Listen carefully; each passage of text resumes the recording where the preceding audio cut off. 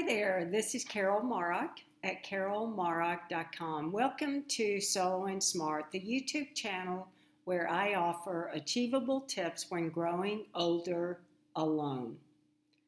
And the other day I gave you a checklist, so to speak. It's really my Aging 101 starter kit that you can download if you subscribe to my newsletter, and the link is below in the description.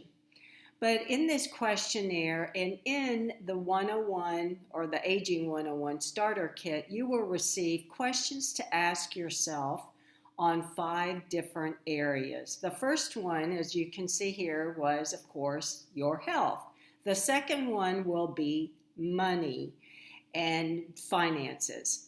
But I wanted to give you a quick snapshot of a kind of a guide or a little assessment tool that I created.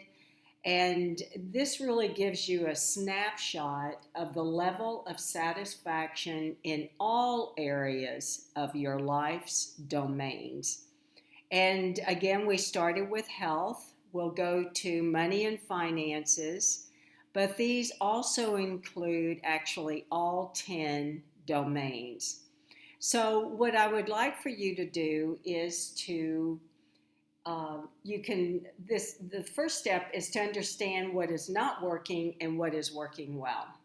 And you can thoroughly evaluate each domain using a set of questions and to answer them honestly.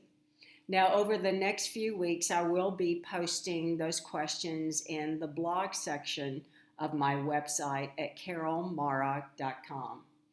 The third step then is, after rating each of these domains, connect the lines to form an inner wheel using this particular diagram. And it will give you an overview of the level of your satisfaction. For example, years ago, when I completed this exercise, mine looked like a really crooked wheel. And I fell very short in money and finances. And health was really reached pretty close to 10, although it was more like 8, I believe. But as you go through this exercise, you can ask, in what ways do I want to change the shape of the inner wheel? Once you've completed this inner wheel, in terms of if your housing and location come about 7, meaning that you're satisfied with the affordability, where you live, its location, how easy it is to stay engaged with your friends, and other issues that you can ask yourself to properly evaluate it. Let's say that comes in at a 7 and your health might come in at a 5 because you have several chronic illnesses. And perhaps your transportation could come in at a 9 because you enjoy driving. Well, as you assess your life's domains, you're going to connect the lines as you evaluate these domains. So, and then for me, again, it was very crooked. But you're going to want to attach each and every one.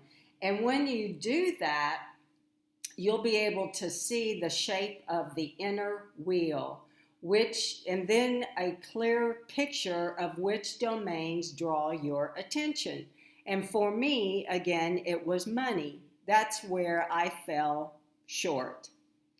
So, and then in step 5, once an area is selected, because you can take, for example, you can take money or your housing and location and select that particular domain, then ask yourself, what does this domain, or why does this domain need attention? What would it take to raise your satisfaction by 1 score in this area? And what or how will you maintain the motivation to follow through with the needed changes?